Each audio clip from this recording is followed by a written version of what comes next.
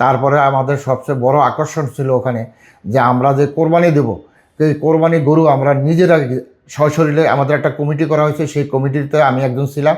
আমরা নিজেরা পছন্দ মতন গরু কিনতে পারছি এবং সেই গরুর পছন্দ করা গরুর মাংস আমাদেরকে দিয়েছে এবং সেটা যেখানে আমাদের ক্যাটারিং ছিল সেখানে আমরা এগুলি রেখে দিয়েছি এবং ওনারা আমাদেরকে 4-5 দিন গরু মাংস, খাসির মাংস এগুলি খাওয়াইছে। একদিন তো কাচ্চি বিরিয়ানি খাইছি, যেখানে আমি 1 প্লেট কাচ্চি বিরিয়ানি খাইতে পারতাম না, সেখানে আমি 2 প্লেট কাচ্চি বিরিয়ানি খেয়েছি। এরকম সবাই 2-3 প্লেট সবাই পর্যাপ্ত পরিমাণে খেতে পারছে।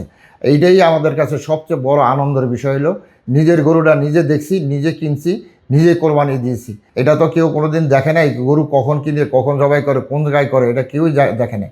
কিন্তু আমিন ট্রাভেলসের থ্রুতে যাওয়াতে ওনারা নিজেরাই আমাদেরকে নিয়ে গেছে, নিজেও আমরা পছন্দ করে গরু টরু কিনা কোরবানি দিয়ে শেষ করে আসলাম। তারপরে ওনাদের যে সার্ভিস আমাদেরকে যেভাবে ঢাকা থেকে বলছে, কিন্তু সেখানে গিয়ে আমরা আরও বেটার সার্ভিস পাইছি। এইটা পাওয়াতে আমরা আমিন ট্রাভেলসে ঘুরছি। এখন আমাদের আত্মীয় স্বজন যারা যায় সবাইকে অনুরোধ করি যে আমিন ট্রাভেলসের মাধ্যমে যাওয়ার জন্য। আমরা আশা করি আপনারা সবাই আমিন ট্রাভেলসে যাবেন, গেলে আপনারা সেখানে অনেক উপকৃত হবেন এবং আপনার ইবাদত বন্দি করতে আপনাদের খুব আরামায়েশে করতে পারবেন ইনশাআল্লাহ।